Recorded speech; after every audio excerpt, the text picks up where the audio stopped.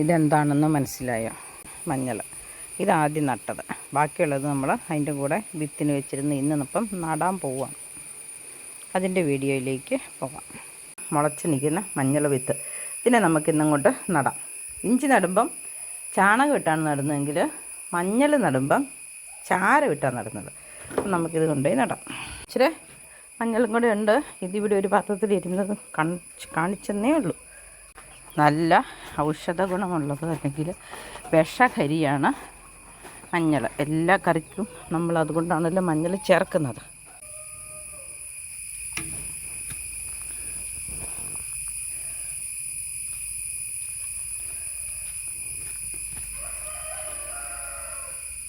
ഇത് കണ്ട കുഴി കുത്തിയിട്ടിരിക്കണേ. ഒരു മഞ്ഞളിൻ്റെ വെച്ചു. ഇതുപോലെ നമുക്ക് എല്ലാ കുഴികളിലും വയ്ക്കാം.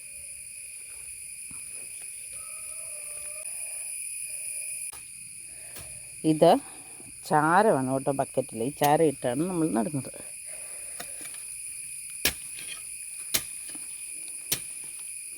മഞ്ഞളിൻ്റെ ഇടയ്ക്ക് എലിയും വരികയില്ല, പിന്നെ അധികം കാടും ഉണ്ടാകില്ല. അതുകൊണ്ട് മഞ്ഞൾ നടുമ്പം കുറച്ചധികം ചാരം ഇട്ടങ്ങ് നട്ട് കഴിഞ്ഞാൽ അതിൽ ചവറ് ഇട്ടാൽ പിന്നെ നമ്മൾ പറിക്കാൻ വന്നാൽ മതി. മഞ്ഞളിന് പിന്നെ വേറെ പ്രത്യേകിച്ച് ഇടയ്ക്ക് ചാരം ഇട്ട് കൊടുക്കാൻ ഒന്ന് തോന്നുവാണെങ്കിൽ ഇട്ട് കൊടുത്താൽ മതി. ഇല്ലെങ്കിൽ വേറെ ഒരു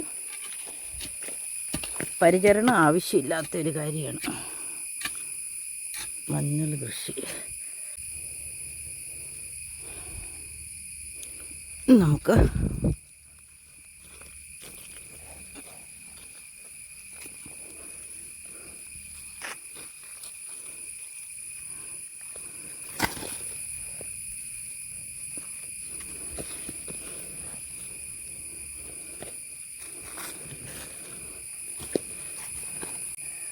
അടുത്ത കണ്ടത്തിലും കുഴിയെടുത്ത് മഞ്ഞൾ വെച്ചു.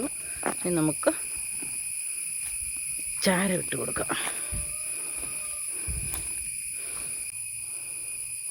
ഇനി ഇത് നമുക്ക് മൂടാം. മണ്ണിന് നല്ല ഇളക്കം വരാൻ വേണ്ടി നമ്മൾ ഒരു കണ്ടം പോലെ മുകളിലോട്ട് വെട്ടിയിട്ടാണ്, മണ്ണിച്ചിരി ഉയർത്തി വെച്ചിട്ടാണ് നടുന്നത്. അപ്പം ആ മണ്ണ് നകന്നു പോകാതിരിക്കാൻ മഴ വരുമ്പോൾ അതിന് വേണ്ടി നമ്മൾ അതിന് മുകളിൽ കവിയിടും. അങ്ങനെ മഞ്ഞൾ നട്ടു, കവിയിട്ടു. കവിയിടുന്നത് നമ്മൾ എത്ര ഇട്ടാലും നല്ലതാണ്. കാരണം അത് ചീഞ്ഞ് വളമായിക്കോളുമല്ലോ. ചൂട്ടാണ് ഏറ്റവും നല്ലത്.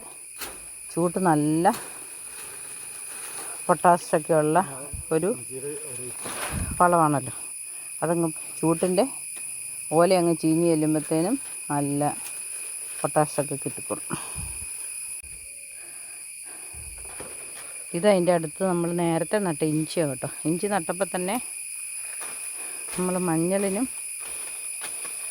കണ്ടം എടുത്തിട്ട് വെച്ചിട്ടുണ്ടായിരുന്നു. നമ്മുടെ വീട്ടാവശ്യത്തിനുള്ള 5 കണ്ടം ഇഞ്ചിയുണ്ട്, 2 കണ്ടം മഞ്ഞളും ഉണ്ട്.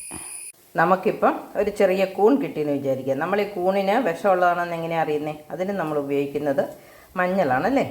കൂൺ ഒരുക്കിയിട്ട് അതിനകത്ത് മഞ്ഞൾ പൊടി ഇട്ട് നോക്കും. കൂണ് ഒരുക്കി പെറുക്കി എടുത്തപ്പോൾ ഇത്രേ ഉള്ളൂ. നമുക്കതിനകത്തൊരല്പം മഞ്ഞൾ പൊടിയും തിരുമ്മി ഒരു തുള്ളി വെള്ളം ഒഴിച്ച് കുറച്ച് സമയം അവിടെ വയ്ക്കാം. വിഷാംശം ഉണ്ടെങ്കിൽ പോവുകയും ചെയ്യും. പിന്നെ കൂടുതൽ വിഷമുണ്ടെങ്കിൽ ഇതിൻ്റെ കളറ് മാറുകയും ചെയ്യും. കളറ് മാറിയാൽ നമുക്കറിയാം അതിന് വിഷമുണ്ടെന്ന്. അപ്പം നമ്മളത് കഴിക്കാതെ കളഞ്ഞേക്കണം. കളറൊന്നും മാറിയില്ല, നീലയോ ബ്രൗണോ ഒക്കെ ആയിട്ടുണ്ടെങ്കിൽ അതിനകത്ത് ഓരോ പോയിസൺ ഉണ്ടെന്നാണ് അതിൻ്റെ അർത്ഥം.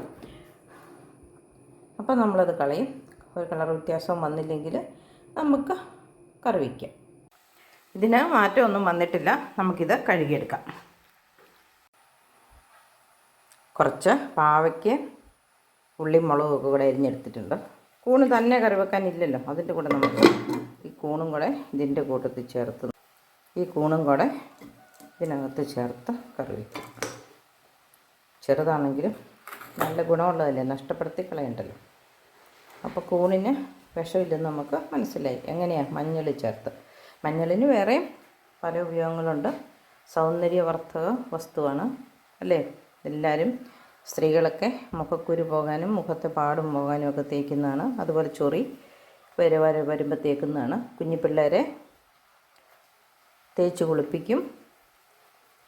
പിന്നെ അതിനകത്തുനിന്നൊരു എണ്ണ എടുക്കുന്നുണ്ട്. പിന്നെ ഫെയർ ആൻഡ് ലവ്ലിയുടെ ഒക്കെ മഞ്ഞൾ ചേരുന്നതാണ്. അങ്ങനെ സൗന്ദര്യവർദ്ധക വസ്തുവാണ്. ലവ്ലി മാത്രമൊന്നുമല്ല, വേറെ ഒത്തിരി എല്ലാ ഔഷധങ്ങളിലും